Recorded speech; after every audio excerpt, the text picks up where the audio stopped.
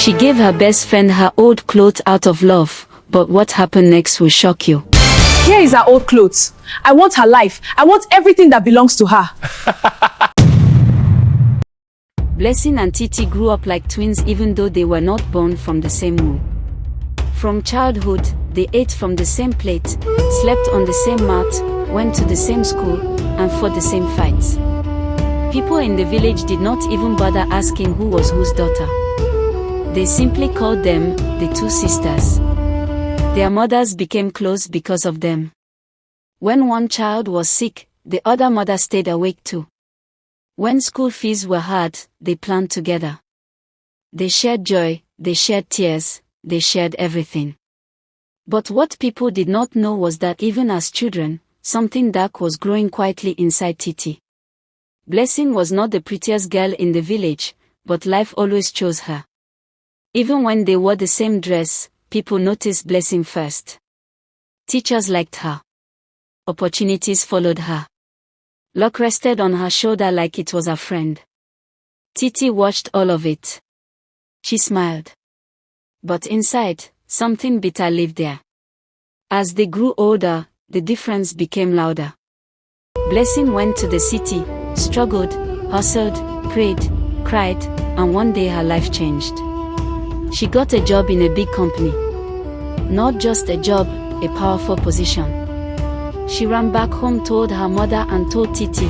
Titi smiled but jealousy grew stronger in her heart. She whispered to herself, why not me? Why her all the time? Blessing went back to the city. Money entered her life like a flood. She bought cars, built houses, traveled. Her name began to sound heavy. Titi remained behind. Still waking up before sunrise. Still farming. Still counting coins. Still watching other people's lives move forward. Every time she heard Blessing's name, something squeezed her chest. She is not finer than me, Titi would mutter to herself while working on the farm. I'm even more beautiful than her. She's just thick. That's all. Why does life love her so much and hate me? Or is it that her name following her? She hissed. At the city everyone loved Blessing. She worked hard. One day at her office, she looked around and said, I think it's time to visit the village.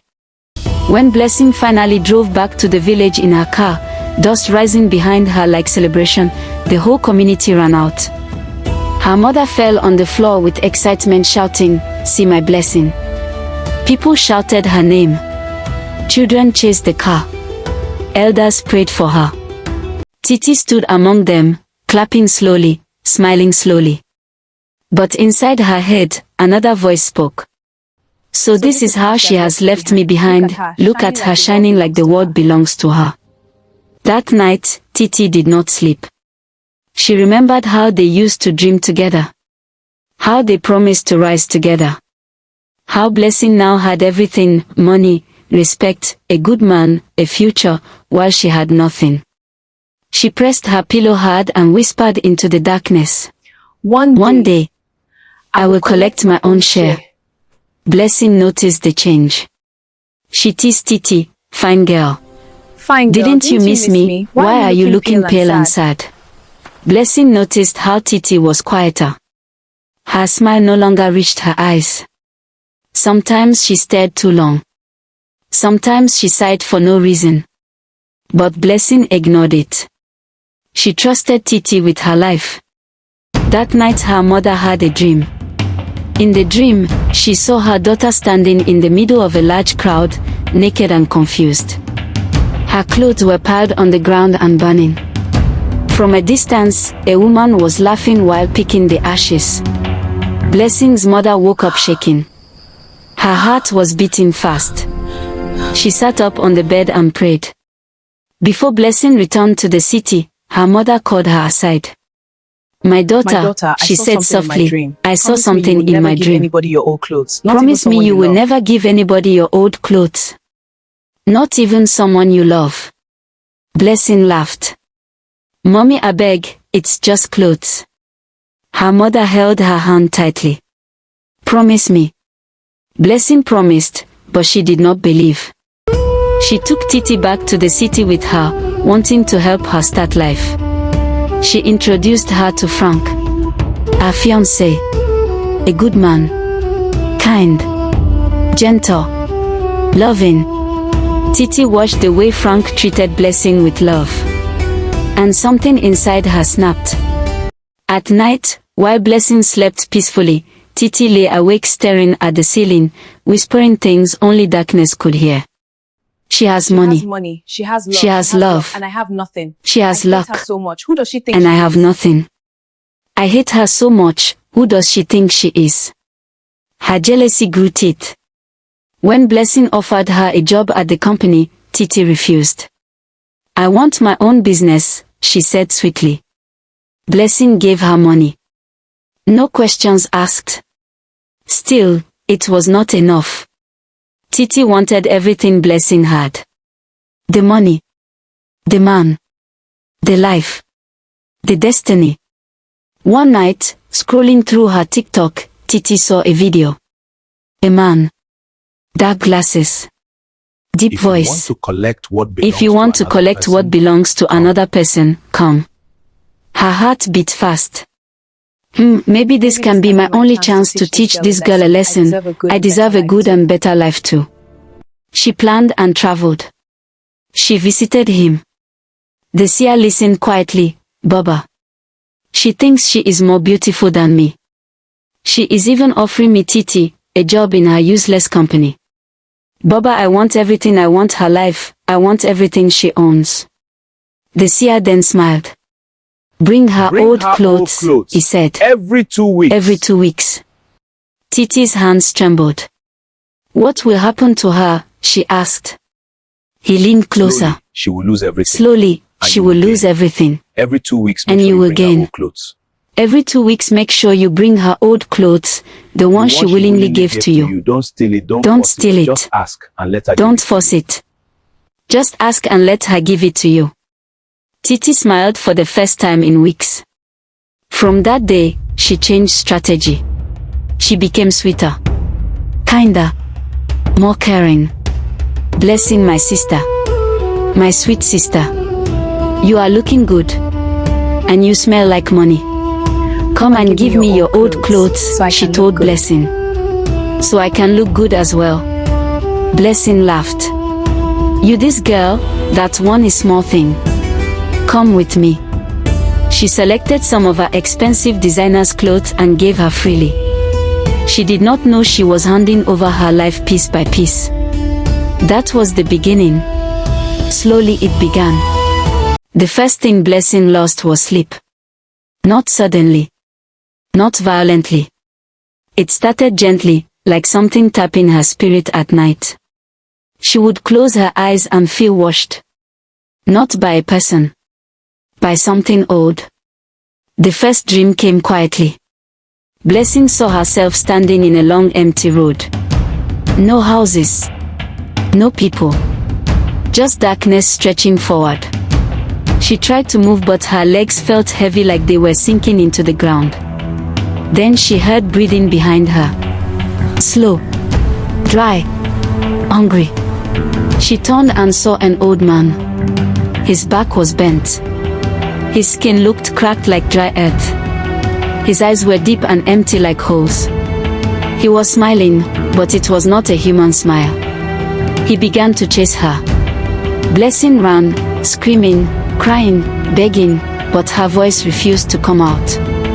As she ran, she saw someone standing by the road. Titi. Calm. Clean. Smiling. She was wearing Blessing's clothes. The exact clothes Blessing gave her last week. Titi, help me, Blessing cried. But Titi only laughed. Blessing woke up screaming. Her body was soaked in sweat. Her heart beat so fast she thought it would break. She looked around her room. Everything was normal. She told herself it was just stress. But the dreams did not stop. Every night the same road. Every night the same old man. Every night Titi standing there, wearing her clothes, laughing quietly. Blessing began to notice something strange. In real life, Titi never wore any of the clothes. Not once. Whenever Blessing asked, Titi would smile and say, "I'm saving them." Meanwhile, every 2 weeks, Titi traveled quietly. She went to the seer. The man burned the clothes slowly, chanting words Blessing would never understand. When the clothes turned to ashes, he mixed them with bitter herbs. "Chew," he said. Chew. Titi chewed. And somewhere far away, Blessing's life cracked again. The more Titi chewed the ashes of her clothes, the more Blessing's life turned into mystery. Her job began to shake. Mistakes appeared in files she never touched. Accusations came from nowhere. People who once praised her suddenly avoided her. One morning, she was called into the office and told to leave. Just like that. No explanation. That same week, strange boils appeared on Blessing's body. Painful. Angry. Refusing to heal. Her hair began to fall out slowly. Soon as she became completely bald. Each morning she woke up weaker than the night before. Doctors could not explain it. Prayers did not stop it. Meanwhile, Titi began to glow. She bought a car quietly. Started building a house secretly. She dressed better. Ate better. Laughed more. But she pretended to be worried. She cooked for Blessing. Bathed her when she was weak. Held her when she cried. Blessing trusted her completely. That was the most painful part. But every night Titi laughed at her room. "Useless girl, you will die in pain. Let me see how your good luck and your name will help you out of this." She laughs harder. One Sunday in church, the pastor stopped mid-sermon. He looked straight at Blessing. "Someone here," he said, "stop giving out your personal things. Especially clothes. Someone close to you is using them." Blessing felt cold. But she smiled and shook her head. I only give my clothes to Titi, she said in her heart. She will never hurt me. She will never hurt me. She remembered her mother's dream as well. But she whispered, "No, Titi is like my sister. I trust her with my life. She can never hurt me." That night, the dream changed. The old man was closer. Titi was closer. And the clothes on her body looked tighter. Fuller, more alive. Blessing woke up crying. Her money was gone. Hospital bills had swallowed the last of her savings. Weak, confused, and breaking. With trembling hands, she called Titi. "Titi, I don't know what's happening to my life," she whispered. "For now, I have to return to the village." Titi comforted her with soft words on the phone dot. But when the call ended, a slow, silent smile curved across her lips. A smile that meant nothing good. A few weeks later, Blessing returned to the village. "Blessing, I warned you. What have you done to yourself?" Blessing lowered her head and replied slowly. "Mama, life happened. It has nothing to do with my clothes. One evening, while going to the stream, she met an old man sitting quietly by the water. He looked at her once and sighed. Your problem is not ordinary, he said. Someone who eats with you is also eating your destiny." Blessing collapsed and cried like a child. The old man prayed. He gave her oil mixed with herbs and eggs. For three nights, he said, "Use this. When the dreams stop, the curse will break. And the one behind it will not be able to hide."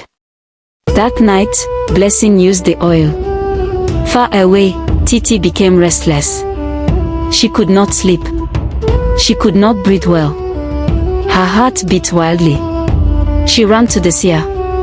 He laughed. "Nothing is happening," he said. But by the third night, something began to crack. And the truth started crawling toward the light. The first night Blessing used the oil, the dream did not come. For the first time in months, she slept without running. Without screaming. Without seeing the old man's eyes. She woke up smiling faintly. But far away, Titi tossed on her bed like someone fighting an invisible hand.